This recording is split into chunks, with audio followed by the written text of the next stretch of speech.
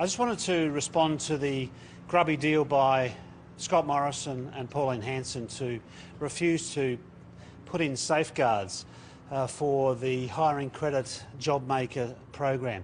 Labor supports wage subsidies that will provide additional employment to workers in the deepest recession since the Great Depression. But frankly, we made a very constructive suggestion that the government puts in place safeguards that would ensure that existing workers would not be sacked, would not lose their hours, would not be replaced by people that are being subsidised. And Scott Morrison refused to accept that amendment. Having supported it in the Senate, he rejected it in the House.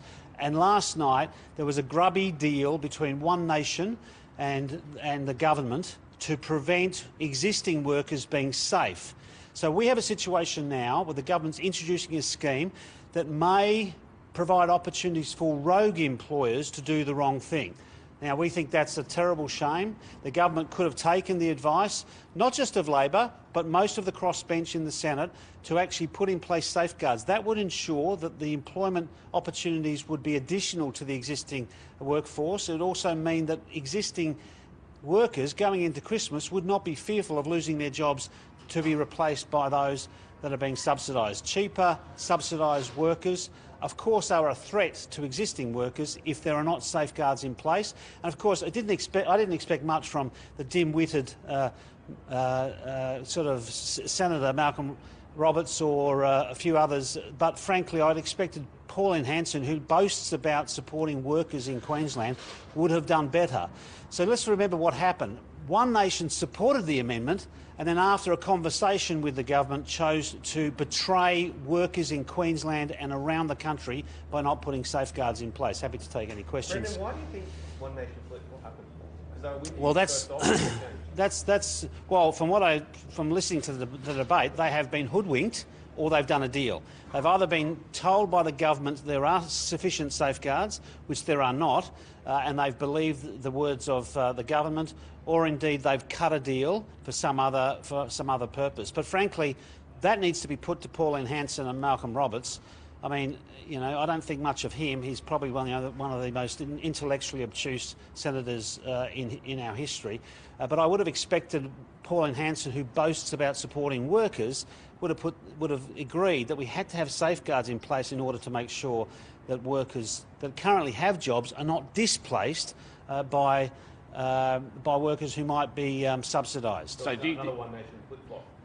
Well, that's right. This is the problem, isn't it? They make these commitments to support amendments, and then it's almost like the last person who speaks to them manages to convince them of their position. And I think that says a lot about One Nation. One Nation likes to talk about supporting the battler, but almost always, when it comes down to it, they always side against the worker and support rogue employers in this case. Most employers, by the way, will do the right thing.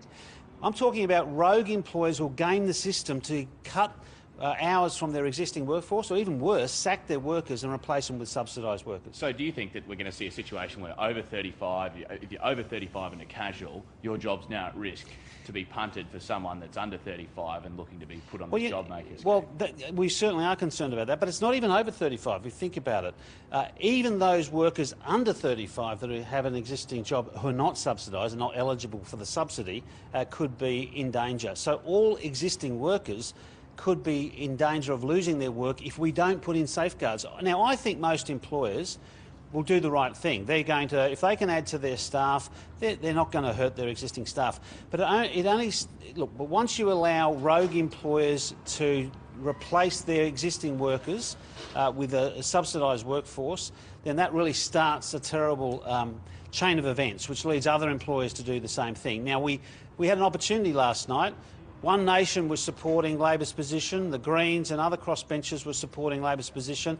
Even the government, on the voices, voted for the amended bill that went through the Senate to the House. And then of course, late in the debate, as the matter returned to the Senate, One Nation flipped, betrayed workers. But frankly, my focus and my main concern is on the government. Scott Morrison and Josh Frydenberg have betrayed workers here, but it's typical of the Liberal Party. If they're always trying to find a way to undermine employment security in this country, and even when they're trying to add to the employment numbers of the labour market, they still find a way to exploit workers' conditions.